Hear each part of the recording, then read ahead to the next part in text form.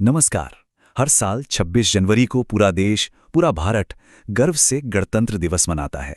हम सब शानदार परेड देखते हैं, रंग बिरंगी झांकियां देखते हैं, लेकिन इन सब के बीच क्या कभी हमने ये सोचा है कि इस दिन का असली मतलब क्या है?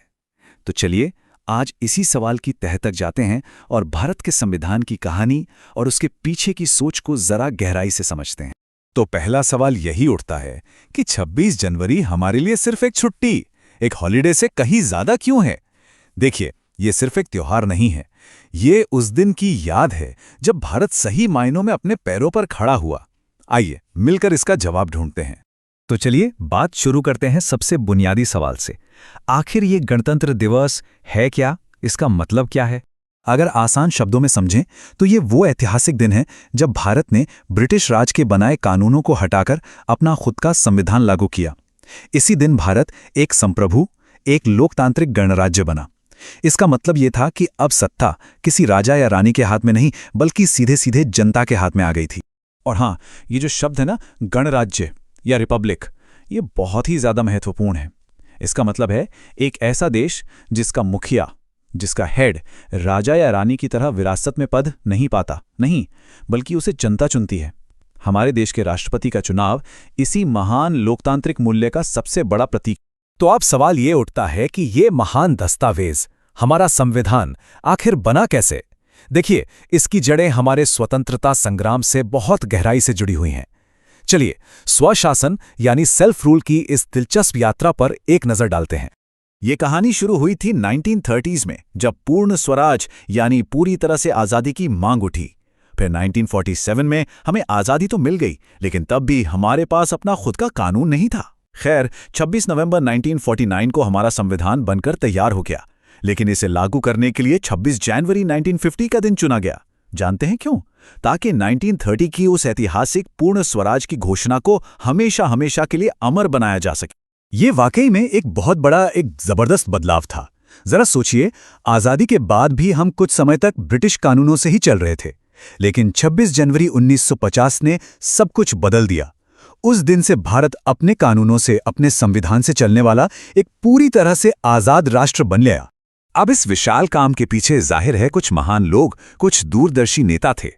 एमएन रॉय ने सबसे पहले एक संविधान सभा का आइडिया सामने रखा था। फिर डॉक्टर राजेंद्र प्रसाद की अध्यक्षता में और डॉक्टर बी.आर. अंबेडकर के नेतृत्व वाली ड्राफ्टिंग कमेटी की कड़ी मेहनत ने इस सपने को हकीकत में बदल दिया। और ये कोई छोटा मोटा काम नहीं था, बिल्कुल नहीं। आप कल्पना कीजिए, लगभग 3 साल तक हर एक शब्द पर, हर एक वाक्य पर बहस हुई, चर्चा हुई। कुल 11 सत्र हुए और इसमें 2 साल, 11 महीने और 18 दिन लगे। ये आंकड़ा ही दिखाता है कि हमारे देश की नींव कितनी मजबूती और कितने सोच विचार के साथ रखी गई थी। अच्छा, अब ये नंबर देखिए, 106। क्या लगता है ये क्या है? ये संख्या है उन संशोधनों की, उन अमेंडमेंट्स की जो 1950 से लेकर आज तक हमारे संविधान में किए गए हैं। और ये दिखाता है कि हमारा संविधान पत्थर की लकीर नहीं है, बल्कि ये एक जिंदा दस्तावेज है, एक लिविंग डॉक्यूमेंट जो समय के साथ बदलती जरूरतों के हिसाब से खुद को ढालता है। लेकिन इसकी एक चीज है जिसे कभी नहीं बदला जा सकता, वो है इसकी आत्मा, यानी इसकी मूल संरचना, जैसे कि लोकतंत्र, समानता और न्याय के सिद्धांत। ये हमारे देश की नींव हैं। तो ये तो हुई इतिहास की बात। अब चलिए देखते हैं कि इस ऐतिहासिक दिन का जश्न पूरे देश में कितने शानदार, कितने भव्य तरीके से मनाया जाता है। जो मुख्य समारोह होता है वो नई दिल्ली के कर्तव्य पथ पर होता है, और वहां का नज़ारा तो वाकई देखने लायक होता है। राष्ट्रपति के ध्वजारोहण के साथ ही भारतीय सशस्त्र बलों की कदमताल गूंज उठती है। अलग अलग राज्यों की रंग बिरंगी झांकियां पूरे भारत की संस्कृति को जैसे एक ही मंच पर ले आती हैं।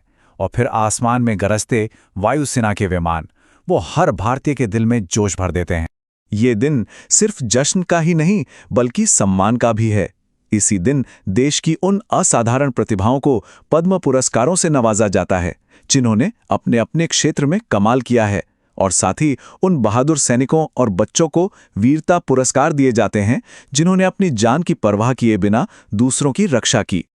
लेकिन जश्न और समारोहों से आगे बढ़कर गणतंत्र दिवस हमें रुककर सोचने का एक मौका भी देता है। ये दिन कुछ जरूरी सवाल पूछने का भी है। हम सबको खुद से पूछना होगा कि जो अधिकार हमें इस संविधान ने दिए हैं, क्या हम सच में उनकी इज्जत कर रहे हैं, या फिर ट्रैफिक नियम तोड़ने जैसी छोटी बात हो, या सड़क पर कचरा फेंकना, या फिर धर्म और जाति के नाम पर लड़ना झगड़ना, कहीं हम इन अधिकारों का मजाक तो नहीं बना रहे। और हमें ये भी सोचना होगा कि क्या हमारी राजनीति लोगों को जोड़ने का काम कर रही है या उन्हें बांटने का? क्या सत्ता का सही इस्तेमाल हो रहा है? ये कुछ गंभीर सवाल हैं जिनका जवाब हम सभी को मिलकर खोजना होगा। अगर आज भी हम धर्म, जाति और भाषा जैसी बातों पे बटे हुए हैं, तो क्या हम सच में भारतीय बन पाए हैं? ये एक बहुत बड़ा सवाल है। आखिर में बस इतना ही कि भारतीय होने का मतलब सिर्फ कुछ खास मौकों पर देशभक्ति दिखाना नहीं है। इसका असली मतलब है अपने कर्तव्यों को निभाना, कानूनों का सम्मान करना और एक अच्छे नागरिक होने की भावना को हर दिन, हर पल जीना। गणतंत्र दिवस हमें इसी